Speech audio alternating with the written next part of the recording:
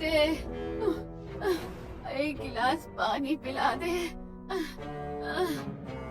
माँ माफ करना, बाहर था इसलिए आपकी आवाज नहीं आई। आराम से उठिए और पानी पीजिए। बस बेटा, प्यास बुझ गई। माँ आप आराम करो, मैं आपके लिए खिचड़ी बना देता हूँ, फिर आपको दवाई भी तो खानी है। क्या हुआ पवन, तू कुछ परेशान सा लग रहा है। सब ठीक तो है ना? हाँ माँ, सब ठीक है। मैं तेरी माँ हूँ, तेरे बिन कहे तेरी हर बात समझ जाती हूँ। बता, किस बात से परेशान है तू? माँ, हमारे दलित परिवार से होने के कारण कोई भी गांव में मुझे काम देने को तैयार ही नहीं है। बिना काम के मैं पैसे कैसे कमाऊं? आपका भी तो इलाज करवाना है, बहन जी को भी तो उनकी दवाई के पैसे देने हैं। तू इतना क्यों दुखी हो रहा है? भगवान सब ठीक करेंगे। तू हमारे राजा सुरेंद्र प्रताप जी के महल क्यों नहीं जाता? हर रोज कितनी प्रजा उनके महल जाकर अपनी समस्या उन्हें बताती है। वो एक नेक दिल राजा हैं, वो तेरी जरूर मदद करेंगे। मुझे डर है माँ, कहीं गांव के लोगों की तरह अगर राजा ने भी हमारे दलित होने की वजह से हमारी मदद करने से मना कर दिया तो। लेकिन आप कह रही हैं तो मैं जरूर जाऊंगा। चलिए अब आप आराम कर लीजिए। पवन अपनी बूढ़ी माँ सुमित्रा के साथ बंधनपुर नाम के गांव में रहता था। बंधनपुर गांव के राजा सुरेंद्र प्रताप सिंह काफी नेक दिल और अच्छे राजा थे, जो हमेशा अपनी प्रजा की मदद किया करते थे। लेकिन अपने दलित होने के कारण कहीं न कहीं पवन को हमेशा यही डर था कि जिस तरह गांव के लोगों ने उसे ठुकराया है, वैसे ही उनका राजा भी उन्हें ठुकरा देगा। एक बार का कहा समझ नहीं आता क्या तुझे? मेरे पास तुझ गरीब दलित को देने के लिए कोई काम नहीं है। सेठ जी ऐसा मत कहिए, आपने गांव के कितने लोगों को अपने यहाँ काम दिया है, मुझे भी काम दे दीजिए। मुझे भी काम की बहुत जरूरत है सेठ जी। मेरी बूढ़ी माँ बहुत बीमार रहती है, मुझे उनकी दवाई लानी है। आप जो भी काम कहेंगे मैं वो करूँगा। अरे तू कोई और काम करने को तैयार है ना तो ठीक है। आज के बाद मेरे पूरे परिवार की मोजड़ियों, जूते चप्पलों को तुझे ही साफ करना होगा। आपका बहुत बहुत धन्यवाद सेठ जी, मैं करूँगा। हाँ, लेकिन एक बात याद रहे, अगर थोड़ी सी भी काम में गलती हुई तो मैं तुझे उसी समय काम से निकाल दूंगा। और एक बात और, तुझे याद है ना कि तू एक दलित है, तो हमारे घर के अंदर एक कदम भी मत रखना। हम खुद तुझे जूते चप्पल लाकर दे देंगे, यहीं बाहर बैठकर तुझे उन्हें साफ करना होगा। सेठ के घर का नौकर पूरे परिवार के सदस्यों के जूते चप्पल लाकर पवन को दे देता है और बेचारा पवन कड़ी धूप में आंगन में बैठकर सभी जूते चप्पल को साफ करता है, जिससे उसे सेठ जी द्वारा बहुत कम पैसे मिलते हैं। लेकिन इन पैसों से भी पवन घर का थोड़ा राशन और अपनी माँ की दवाइयाँ ले आता है और ऐसे ही कुछ वक्त गुजर जाता है। अरे बलदेव सिंह, कब से देख रहे हैं हम, आप हिसाब किताब में लगे हुए। याद है ना, हर साल की तरह इस साल भी हमें प्रजा के लिए खजाने का कक्ष द्वार खोलना है। राजा जी, लगता है इस साल प्रजा के लिए खजाने का द्वार खोलना हमारे लिए बहुत मुश्किल होने वाला है। महल का लगभग खजाना खत्म होने को आ गया है। पिछले कुछ समय में हमने जंग के लिए जितने भी नए औजार बनवाए हैं, उसमें काफी ज्यादा खर्चा हो गया है। तो बलदेव, अब हम क्या करेंगे? अगर प्रजा को ये पता चल गया कि उनके राजा के पास खजाना खत्म हो चुका है, तो वो क्या सोचेंगे? और अगर ये बात धीरे धीरे आसपास के क्षेत्र में पहुंच गई तो कई सारे राजा हमारा मजाक बनाएंगे। राजा जी, अब एक ही रास्ता बचा है, हमें उस महल में जाकर खजाना लाना होगा। बलदेव, आप ये क्या कह रहे हैं? आप जानते हैं ना कि वो रहस्यमयी महल कितना ज्यादा खतरनाक है। आज तक वहां जो भी गया है वो कभी वापस लौट कर नहीं आया। महल का कोई सिपाही भी उस रहस्यमयी महल में जाने को तैयार नहीं है। हम जानते हैं राजा जी, लेकिन अब इसके अलावा हमारे पास और कोई दूसरा रास्ता भी तो नहीं है। हमें उस महल में जाना ही होगा, लेकिन हम किसे वहां भेजें? कोई भी अपनी जान खतरे में डालने के लिए राजी नहीं होगा, लेकिन हमें कुछ तो करना होगा। राजा सुरेंद्र प्रताप सिंह का मंत्री बलदेव सिंह उसे रहस्यमयी महल से खजाना लाने के लिए एक योजना बताता है और सारे गांव की प्रजा को महल में एकत्रित करके, जिसमें पवन भी होता है। आप सभी लोगों को यहाँ किसी खास काम के लिए बुलाया गया है। जो भी व्यक्ति इस काम को करेगा, राजा द्वारा उसे मुंह मांगा इनाम दिया जाएगा। मंत्री द्वारा की गई इस घोषणा को सुन सारी प्रजा में चहल पहल मच जाती है। कृपा करके सभी शांत हो जाएं। हमारे शाही महल के पीछे जो नदी है, उसे पार करके हमारे दूसरे शाही महल में जाकर वहां से हमारा खजाना लाना होगा। जो भी इस कार्य को पूरा करेगा, उसे राजा द्वारा मुंह मांगी कीमत दी जाएगी, चाहे वो कुछ भी हो। ये आप क्या कह रहे हैं? हम सभी को धन से प्यार है, लेकिन इसका मतलब ये नहीं कि हम उसके लिए रहस्यमय महल में जाकर अपनी जान गंवा दें। और नहीं तो क्या, सारा गांव जानता है कि आज तक उस रहस्यमयी महल में जो भी गया है वो कभी वापस लौटकर नहीं आया है। कोई मूर्ख व्यक्ति ही होगा जो उस रहस्यमयी महल में जाना चाहेगा। इतना कहकर सभी लोग महल से जाने लगते हैं, जिसे देख राजा सुरेंद्र प्रताप सिंह काफी निराश होते हैं कि तभी मंत्री बलदेव सिंह देखता है कि एक व्यक्ति अभी भी रुका हुआ है और ये व्यक्ति कोई और नहीं बल्कि पवन था। तुम अभी तक गए नहीं? क्या मैं उस रहस्यमयी महल में जाकर राजा जी के लिए उनका खास खजाना ला सकता हूँ? क्या तुम इस काम को कर पाओगे? लोगों की बातें तो तुमने सुन ली ही होंगी। अगर तुम उस महल में गए और तुम्हारी जान को कुछ हो गया तो? मैं दलित परिवार से हूँ जी, इसीलिए अगर मेरी मौत भी हो जाएगी तो किसी भी गांव वाले को फर्क नहीं पड़ेगा। लेकिन एक मेरी बूढ़ी माँ है, अगर मुझे कुछ हो जाए तो आप बस उनका ख्याल रखिएगा। इसके अलावा मुझे आपसे और कुछ नहीं चाहिए। हम तुमसे वादा करते हैं, अगर तुम्हें उस रहस्यमयी महल में कुछ हो गया तो हम तुम्हारी माँ का ख्याल रखेंगे, और अगर तुम खजाना लेकर वापस आ गए तो हम तुम्हें मुंह मांगा इनाम देंगे। मंत्री जी, इनके उस रहस्यमयी महल में जाने का बंदोबस्त कीजिए। पवन अपनी माँ से मिलने के लिए आखिरी बार अपनी गरीब झोपड़ी में आता है। माँ, मैं वैद्य जी से आपकी कुछ दिनों की दवाई लेकर आया हूँ और खाना भी मैंने बना दिया है। विमला काकी की पोती अनीता वो रोज आकर आपको देख लिया करेगी। मैं कुछ ही दिनों के लिए गांव से बाहर जा रहा हूँ ताकि ढेर सारे पैसे कमा कर लौट सकूं। भगवान करे तुझे कामयाबी मिले और तू ढेर सारे पैसे कमाए, लेकिन न जाने क्यों मेरा दिल बैठा जा रहा है, जैसे तू मुझे हमेशा के लिए छोड़ कर जा रहा हो। मैं आपको छोड़कर भला कैसे जा सकता हूँ माँ? मैं वापस जरूर आऊंगा। अपना ख्याल रखिए माँ।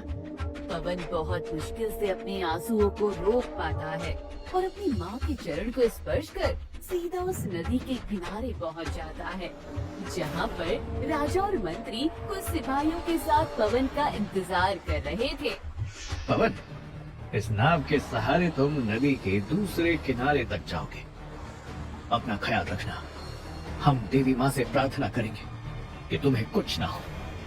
पवन उस नाव में बैठकर कुछ ही समय में नदी के दूसरे किनारे तक पहुंच जाता है। थोड़ी दूर चलने पर ही पवन को एक बहुत भयानक महल दिखाई देता है। उस महल को देखकर पवन समझ जाता है कि वही राजा का रहस्यमयी महल है। जितना लोगों से सुना था कि महल तो उससे भी ज्यादा खतरनाक है, आधे से ज्यादा लोग तो इस महल को देखते ही डर जाते होंगे। पवन अब धीरे धीरे उस रहस्यमय महल की तरफ बढ़ रहा था। जैसे जैसे पवन के कदम उस महल की तरफ जा रहे थे, वैसे वैसे पवन को एक अजीब सी बेचैनी होने लगी थी। चारों तरफ काफी ठंडी ठंडी हवाएं चल रही थी, लेकिन पवन को काफी पसीना आ रहा था। मौसम भी कितना साफ है, लेकिन मुझे इतना पसीना क्यों आ रहा है? और ये अचानक घबराहट बेचैनी क्यों हो रही है? लगता है मेरे ऊपर जाने का वक्त नजदीक आ गया है। पवन महल तक पहुंच जाता है। पवन जैसे ही महल का दरवाजा खोलने के लिए अपना हाथ बढ़ाता है तो महल के दरवाजे अपने आप ही खुल जाते हैं और अंदर से कई सारे तादाद में चमगादड़ उड़ते हुए बाहर आते हैं। पवन नीचे झुककर उन चमगादड़ों से बचता है और अब महल के अंदर जाता है। उस रहस्यमयी महल की हालत अंदर से काफी ज्यादा खराब थी। ढेर सारी धूल, मिट्टी और मकड़ी के जालों ने महल पर पूरी तरह से कब्जा कर लिया था। यहाँ तो कितनी गंदगी है और बदबू भी आ रही है। ये महल भी कितना ज्यादा बड़ा है। अब इतने बड़े महल में मैं खजाना कैसे ढूंढूंगा? हाँ, अरे याद आया, मंत्री जी ने बताया था कि खजाना तीसरी मंजिल के ऊपरी किसी कमरे में रखा है। पवन फूंकते फूंकते अपने कदम बढ़ाता है और सीढ़ियों के सहारे ऊपर जाने लगता है। पवन अभी पहली मंजिल पर ही पहुंचा था कि तभी अचानक एक कमरे का दरवाजा खुलता है। उस कमरे में ढेर सारे इंसानों के कंकाल थे, जिसे देख पवन काफी ज्यादा डर जाता है। ये क्या, इतने सारे इंसानी कंकाल?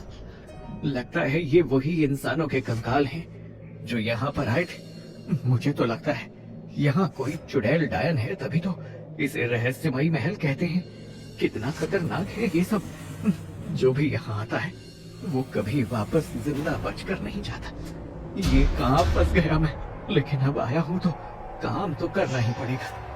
पवन जैसे जैसे आगे बढ़ता है तो उसे ये महसूस होने लगता है कि कोई बार बार उसके साथ साथ गुजर रहा है। किसी की सांस बार बार उसके कानों में गूंज रही है। पवन डरता डरता तीसरी मंजिल तक पहुंच जाता है और एक एक कर सारे दरवाजे को खोल खजाने को ढूंढने लगता है कि तभी एक दरवाजे के पीछे पवन को ढेर सारा सोना, हीरे जवाहरात मिल जाते हैं। इतना सारा खजाना! मैंने तो सोचा भी नहीं था कि किसी रहस्यमयी जगह पर इतना खजाना हो सकता है। एक एक कर सभी चीजों को बाहर निकालता हूँ और इन्हें जल्दी से लेकर राजा के पास पहुँच जाता हूँ। पवन जैसे ही उस खजाने से भरे कमरे में अपना कदम रखता है कि तभी पवन को कोई अदृश्य शक्ति खींचती हुई तीसरी मंजिल से सीधा नीचे हॉल में लाकर फेंक देती है। मेरा हाथ! कौन है? सामने आओ। किसने मुझे इतनी बुरी तरह से धक्का दिया? इस महल की मलिका हूँ मैं, महारानी मलिका। बोल, क्या करेगा तू? इसका मतलब मेरा शक सही निकला। इस रहस्यमयी महल का यही रहस्य कि इस महल में एक चुड़ैल है। वो चुड़ैल पवन को भी मारने के लिए आगे बढ़ रही थी कि तभी उस चुड़ैल की नजर पवन के गले पर जाती है, जिसने रुद्राक्ष की माला पहनी थी। जिसे देख चुड़ैल डरते हुए पीछे हो जाती है। इतनी हिम्मत कि तू मेरे महल में रुद्राक्ष की माला पहन कर आया है? बता दे से, वरना मैं तुझे खत्म कर दूंगी। इस रुद्राक्ष की माला की वजह से तुम मुझे हाथ नहीं लगा सकती हो। आखिरकार तुम हो कौन और क्यों राजा के इस महल पर कब्जा करके बैठी हो? मैंने तो बचपन से सुना है कि चुड़ैल हमेशा हर किसी का घर उजाड़ देती है और उनकी चीजों पर कब्जा कर लेती है, और आज वो सभी बातें सच निकली। क्या कहा तूने? तू जानता है कि ये महल किसका है? इस महल की रानी कौन है? मैं हूँ इस महल की रानी, और आज ये सब जो हो रहा है ना, उसका कारण भी तेरे राजा हैं। विशाखा जी, आप खुश तो है ना? आपको हमारा महल पसंद तो आया है ना? राजा जी, भला इतना सुंदर महल किसे नहीं पसंद होगा। हम बहुत खुशकिस्मत हैं। आप जैसे राजा की अर्धांगिनी बनने का सौभाग्य हमें मिला है। महेंद्र प्रताप सिंह ने विशाखा से दूसरी शादी की थी। महेंद्र प्रताप सिंह की पहली पत्नी गायत्री देवी इस शादी से बिल्कुल भी खुश नहीं थी। गायत्री देवी के बेटे सुरेंद्र प्रताप सिंह को जन्म लिए हुए अभी सिर्फ कुछ महीने ही हुए थे, और इसी बीच राजा ने विशाखा नाम की एक राजकुमारी से दूसरा विवाह रचाया था। जो हक सिर्फ गायत्री देवी का था, वही हक विशाखा का भी था। तुम्हारी इतनी हिम्मत कि तुम हमारा ये सोने का हार पहनो? ये हार हमें राजा जी ने दिया था। उतारो इसे, ये सिर्फ हमारा है। जो चीज तुम्हारी है वो चीज सबसे प्यारी भी हमारी है। क्या हो गया अगर हमने कुछ समय के लिए सोने का हार पहन लिया तो? पहले तुमने हमसे हमारे राजा छीने और अब हमसे हमारी चीजें छीन रही हो। हम ऐसा नहीं होने देंगे। अक्सर गायत्री देवी और विशाखा में हर छोटी बड़ी चीज को लेकर लड़ाई हुआ करती थी, जिससे परेशान होकर अब महेंद्र प्रताप सिंह ने एक फैसला किया। ना गायत्री देवी कभी शांत होगी और ना ही विशाखा। इसलिए अब हमारे पास इस लड़ाई को खत्म करने का सिर्फ एक उपाय है। हमारे महल के पीछे नदी को पार करके हमारा जो दूसरा महल है, अब से उस महल में विशाखा रहेगी और इस महल में गायत्री देवी। ये आप क्या कह रहे हैं? वो महल हमारे सुरेंद्र प्रताप सिंह का है। आप वो महल इन्हें कैसे दे सकते हैं? सुरेंद्र प्रताप सिंह अभी काफी छोटे हैं। जब वो बड़े होंगे तब उनके लिए इस शाही महल से भी अच्छा और बड़ा शाही महल बनवाएंगे। अपने बेटे के हिस्से को छीनता हुआ देख ये सब गायत्री देवी बर्दाश्त नहीं कर पाई और षड्यंत्र रचते हुए विशाखा के खाने में जहर मिलाकर उसे बड़ी चालाकी से मौत के घाट उतार दिया। ये लो सोने की मुद्रा, इसकी लाश को उठाकर नदी पार जो जंगल है ना, वहाँ पर ले जाकर गाड़ दो। याद रहे, ये काम रात के अंधेरे में हो जाना चाहिए। दोनों सिपाही सभी से छुपते छुपाते विशाखा की लाश को नाव द्वारा नदी पार करके महल के पास पहुंच जाते हैं। थोड़ी दूर पर बने जंगल में वो दोनों सिपाही जाने लगते हैं। बहुत जोरों की आंधी जैसी तेज हवाएं और बारिश होना शुरू हो जाती है।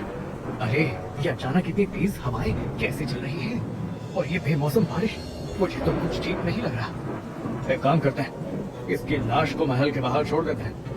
यहाँ आता ही कौन है? सुबह जब मौसम साफ होगा तो आकर इसे दफना देंगे। दोनों सिपाही खराब मौसम के चलते वापस आ जाते हैं और अगली सुबह जैसे ही दोनों लाश दफनाने के लिए महल के बाहर पहुँचते हैं तो देखते हैं कि वहाँ विशाखा की लाश नहीं है। अरे लाश कहाँ गई? कल रात तो हमने यहीं छोड़ी थी ना लाश। दोनों सिपाही इधर उधर विशाखा की लाश ढूंढने लगते हैं कि तभी विशाखा की आत्मा आती है और उन दोनों सिपाही को मार देती है। और उस दिन के बाद विशाखा चुड़ैल बनकर महल में घूमती रहती है और उस महल के खजाने की रानी बनकर राज करती है। जब भी उस महल में कोई जाता, विशाखा उसे मार देती। विशाखा की चुड़ैल बनने की कहानी सुन पवन को कहीं न कहीं उसके लिए बहुत दुख हुआ था।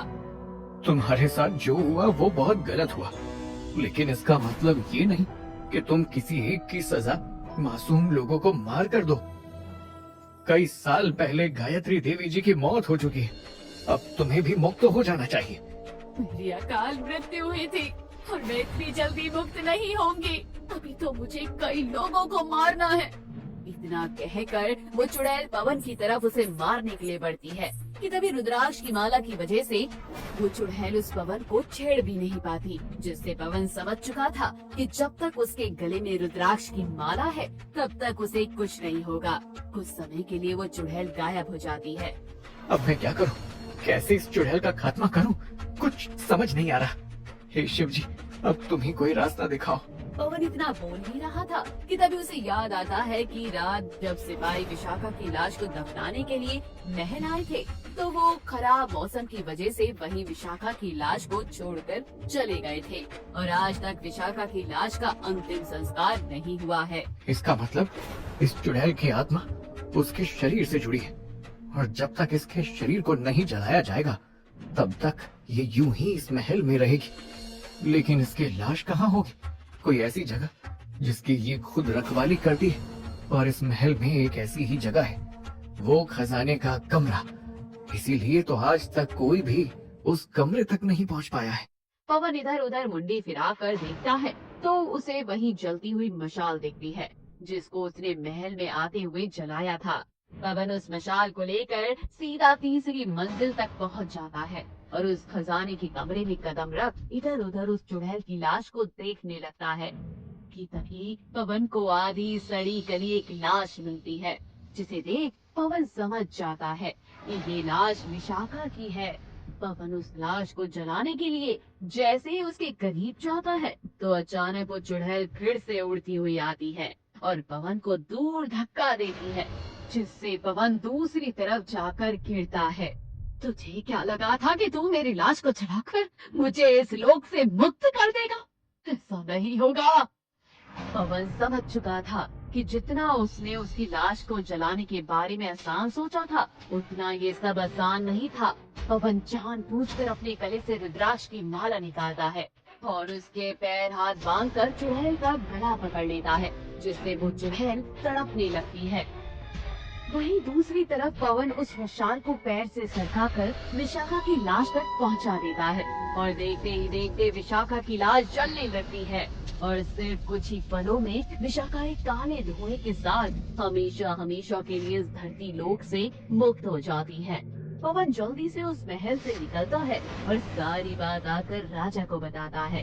राजा के सिपाही उस महल में जाते हैं और सारा खजाना ले आते हैं। कभी सोचा नहीं था पवन कि तुम इस नामुमकिन काम को भी मुमकिन करके दिखाओगे। बताओ तुम्हें क्या चाहिए? बस मैं आपसे इतना चाहता हूँ कि गांव में जितने भी दलित परिवार हैं, जिनके साथ हमेशा से बुरा सलूक किया जा रहा है, उसे बंद कर दिया जाए और बाकी लोगों की तरह उनके साथ भी अच्छा व्यवहार किया जाए। तुम सच में एक नेक इंसान हो। इतना बड़ा कार्य करने के बाद भी तुमने कुछ नहीं मांगा। हम तुम्हारी ये इच्छा को जरूर पूरी करेंगे और साथ ही साथ तुम्हें बहुत बड़ा इनाम भी देंगे। राजा के ऐलान के बाद अब गांव में कोई भी छोटी जाति या दलित परिवार के साथ बुरा व्यवहार नहीं कर सकता था। वहीं राजा पवन को बिना मांगे इतना धन दे देते हैं। तभी पवन अपनी माँ के साथ अच्छी जिंदगी जीता है और राजा के उस रहस्यमय महल के सारे राज खुल जाते हैं और उसी के साथ ही कहानी यही समाप्त होती है। तो दोस्तों, कहानी कैसी लगी कमेंट बॉक्स में जरूर बताइए। चैनल को जरूर सब्सक्राइब कीजिए। ये कहानी है ठंड में बर्फ का घर। सर्दियों का मौसम था और ठंड की ठिठुरन से लोगों का जीना मुश्किल हो रहा था। गरीब लोगों के लिए तो ये मौसम और भी बड़ा खतरा था।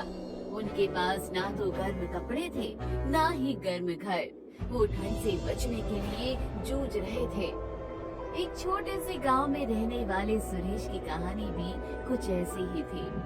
वो एक गरीब मजदूर था जो दिन भर मेहनत करके अपने परिवार का पेट भरता था, लेकिन सर्दियों के मौसम में उसका काम कम हो गया था और उसके पास पैसे नहीं थे कि वो अपने परिवार के लिए गर्म कपड़े और गर्म घर का इंतजाम कर सके। सुरेश का परिवार एक छोटे से मिट्टी के घर में रहता था। उस घर में ना तो दरवाजे थे और ना ही खिड़कियाँ। ठंडी हवा सीधे घर में घुस जाती थी और सुरेश के परिवार के पास ठंड से बचने का कोई तरीका नहीं था। एक रात जब ठंड बहुत ज्यादा थी, सीता ने सुरेश से कहा, अजी, मैं नहीं जानती कि हम इस ठंड से कैसे बचेंगे। हमारे पास ना तो गर्म कपड़े हैं और ना ही घर। मैं डरती हूँ कि कहीं हमारे बच्चे ठंड से बीमार ना हो जाएं। सीता, तुम चिंता मत करो, मैं कुछ ना कुछ करूँगा। तुम सबको इस ठंड से बचाने के लिए मुझे कुछ ना कुछ इंतजाम तो करना ही होगा। मैं बाहर जाता हूँ और कोई काम ढूंढने की कोशिश करता हूँ। अरे, लेकिन इतनी ठंड में आप कहाँ काम ढूंढने के लिए जाओगे? बाहर तो हल्की भल्की बर्फ भी गिर रही है। इतनी ठंड में बाहर जाओगे तो बीमार हो जाओगे। अरे लेकिन अगर मैं अभी बाहर नहीं गया तो पैसे कैसे कमाऊंगा? और जितने महीने ठंड का मौसम रहेगा तब तक बर्फ तो गिरती ही रहेगी। ऐसे तो मैं काम पर जा ही नहीं पाऊंगा। सुरेश घर से बाहर निकलता है। उसके पास कोई काम नहीं था, लेकिन वो इसी आस में था कि उसे कोई काम मिल जाए। वो भरी ठंड में पूरे दिन भर काम के लिए भटकता है, लेकिन उसे कुछ काम नहीं मिलता। पहनने को उसके पास गर्म कपड़े भी नहीं थे और ठंड में बर्फ गिर रही थी, जिस वजह से वो ठंड में बहुत ज्यादा ठिठुर रहा था। कितनी ठंड है। ऊपर से बर्फ के कारण मेरे कपड़े भी बिल्कुल गीले हो गए। इस वजह से मुझे और ज्यादा ठंड लग रही है। काश मेरे पास भी गर्म कंबल और इस बर्फबारी से बचने के लिए अच्छा सा कोट होता। सुरेश खुद से ये सब कह ही रहा था कि तभी उसे पीछे से एक आवाज आती है। अरे सुरेश, तुम कहाँ जा रहे हो भाई? अरे अजीत, तुम यहाँ कैसे? तुम भी काम की तलाश में भटक रहे हो क्या? ठीक पहचाना भाई, मुझे भी कहीं काम नहीं मिल रहा है। हमारे यहाँ पर जब भी ठंड में बर्फबारी शुरू होती है सारा काम बंद हो जाता है। अब जब तक बर्फ गिरेगी तब तक कोई काम मिलने का आसार नहीं। वो दोनों आपस में बात कर ही रहे होते हैं तो तभी बर्फबारी और तेज हो जाती है। अरे बाप, ये क्या हुआ?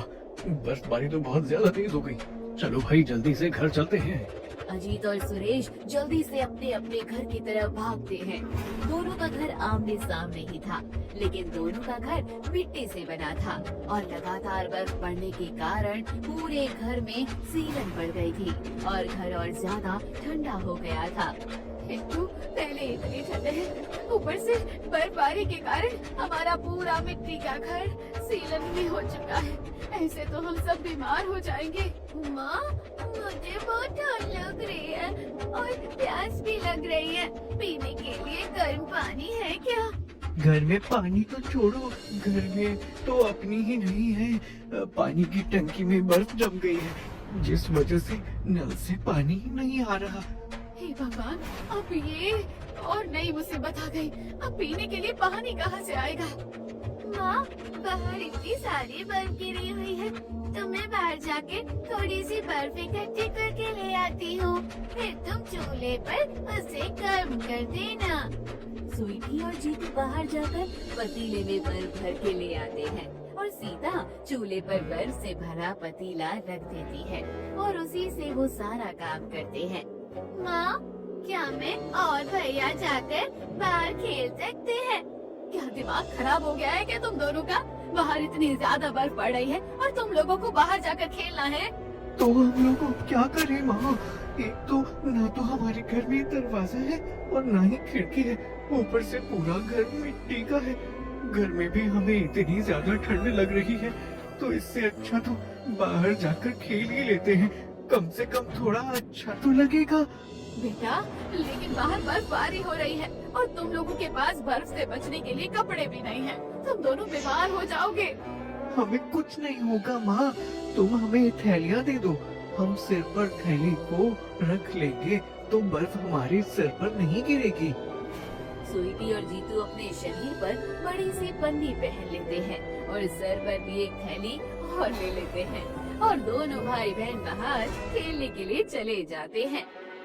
भैया, ये बर्फ भले ही हमें सर्दी में परेशान करती है, लेकिन ये देखने में कितनी सुंदर है।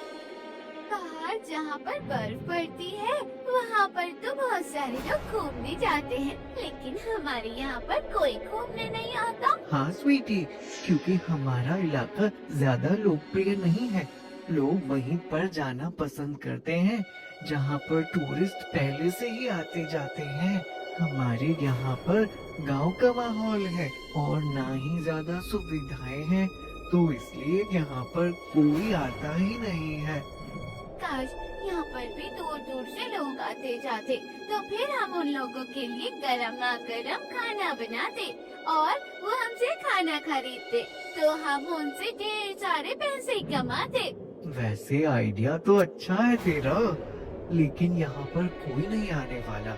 अगर ऐसा होता तो पिताजी को काम की चिंता करने की जरूरत ही नहीं होती और हमें भी पूरी सर्दियाँ सिर्फ खिचड़ी नहीं खानी पड़ती। दोनों भाई बहन बर्फ में खेल ही रहे होते हैं कि तभी पीछे से कोई जीतू की कमर में बर्फ का गोला फेंक कर मारता है। जीतू पीछे मुड़कर देखता है तो उसका दोस्त मोनू और साथ में उसकी बहन चुन्नी थी। अच्छा, तू अब मुझे छिप छिप कर बर्फ के गोले बनाकर मारेगा? रुक, मैं अभी बताता हूँ तुझे। वो चारों आपस में एक दूसरे को बर्फ के गोले से मारते हुए खेलने लगते हैं। तभी स्वीटी कहती है, भैया, जैसे हम मिट्टी के घर बना सकते हैं, क्या वैसे ही हम बर्फ से बना भी घर भी बना सकते क्या? हाँ, बना तो सकते हैं। मैंने स्कूल में पढ़ा था, बर्फ से जो घर बनते हैं उन्हें इग्लू बोलते हैं और वो अंदर से काफी गर्म होते हैं। क्या? लेकिन ऐसे कैसे हो सकता है? बर्फ तो ठंडी होती है, तो उससे बना हुआ घर गर्म कैसे हो सकता है? ये तो मैं भी नहीं जानता, लेकिन ऐसा मैंने पढ़ा है।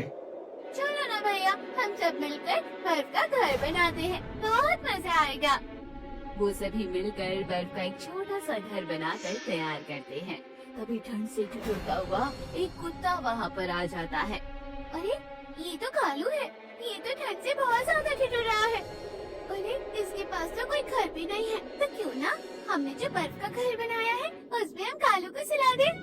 हाँ, तुम ठीक कह रही हो। कम से कम कालू ठंड से तो बचा लेगा।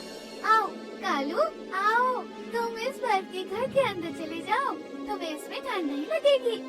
उनकी बात सुनकर कालू बर्फ से बने हुए छोटे से घर में चला जाता है। तभी कालू को देखकर आसपास के बाकी कुत्ते भी वहाँ पर आ जाते हैं। लगता है इन्हें भी कालू की तरह अपना बर्फ का घर चाहिए। इन्हें भी ठंड लगी होगी ना। चलो हम सब मिलकर इन सब के लिए बर्फ के घर बना देते हैं। अब हमने तुम सब लोगों के लिए घर तैयार कर दिए हैं, तो तुम अब आराम से अपने अपने घरों में रह सकते हो। और जब भी तुम्हें भूख लगे तो खिचड़ी खाने के लिए घर आ जाना। स्वीटी की बात सुनकर सभी कुत्ते भौंकते हुए स्वीटी की बात पर हामी भरते हैं। सब बच्चे उन्हें बाय बाय करके अपने अपने घर चले जाते हैं। रात होती है तो बर्फबारी और तेज होती है। समझ नहीं आता भगवान हमारी कौन सी परीक्षा ले रहे हैं। पहले ही बर्फबारी क्या कम तेज थी जो और तेज हो गई। घर के अंदर भी बर्फ गिर रही है। ऐसे तो हमारा मिट्टी का घर पूरी तरह से ढह जाएगा। घर की सुरक्षा के लिए तो हमने ऊपर एक छत भी नहीं डाली है। भाग्यवान मेरे पास डलवाने के पैसे होते तो मैं छत डलवा ही लेता ना। लेकिन इस गांव में कुछ काम नहीं है और हम लोगों को बाहर कोई काम नहीं देता है। कोई व्यापार करो तो यहाँ पर चलता नहीं है। गिनती के कुछ लोग तो रहते हैं बस यहाँ पर। अरे अभी ये सब बातें छोड़ो और ये सोचो कि घर को ढहने से कैसे बचाना है। पूरी मिट्टी गीली हो चुकी है और छत से मिट्टी टपक टपक कर गिर रही है। हमें कुछ ना कुछ इंतजाम करना पड़ेगा। अरे लेकिन इतनी रात को हम क्या ही इंतजाम करेंगे सीता। आज रात जैसे तैसे घर में गुजार लेते हैं। सुबह जाकर दोबारा से मिट्टी से छत की लिपाई कर दूंगा। ये सोचकर सब घर के एक कोने में चद्दर डालकर बैठ जाते हैं। लेकिन घर के दूसरी तरफ की दीवार बर्फबारी की वजह से इतनी गीली हो गई थी कि रात को ही वो गिर जाती है और आधी रात को वो लोग सड़क पर आ जाते हैं। अब हम क्या करेंगे जी? बाहर तो इतनी ज्यादा बर्फबारी हो रही है। पड़ोसियों के पास चलते हैं, अब तो वही हमारी मदद कर सकते हैं। इससे पहले कि वो लोग मदद के लिए अपने पड़ोसियों का दरवाजा खटखटाते, उनके पड़ोसी भी बाहर निकल कर आते हैं। अरे अजीत, तुम इतनी रात को बाहर क्यों निकल आए? सुरेश भाई, बर्फबारी की वजह से घर की पूरी छत टपक रही है। भरोसा नहीं कि किसी भी वक्त घर की छत गिर जाए, इसलिए हम तो घर से बाहर ही निकल आए। लेकिन आप सब इतनी रात को बाहर क्यों आए हो? आपके घर की छत भी गिरने वाली है क्या? गिरने वाली है नहीं अजीत भाई साहब, गिर चुकी है। अच्छा हुआ जो आप पहले ही बाहर आ गए, वरना अगर किसी को लग जाती तो मुसीबत अलग हो जाती। मगर पापा, हम लोग कहाँ पर रहेंगे? बाहर तो बहुत ज्यादा सर्दी लग रही है। बर्फ के कारण हमारे कपड़े भी भीग रहे हैं। चींटी के ऐसा कहते ही कालू अपने बर्फ के घर से निकलकर बाहर आता है और भौंकने लगता है। अरे कालू, तुम्हें क्या हुआ? तुम क्यों भौंक रहे हो? कालू जीतू के कपड़ों को अपने दांतों से भींचकर उसे खींचता हुआ अपने बर्फ के घर की तरफ लेकर जाने लगता है।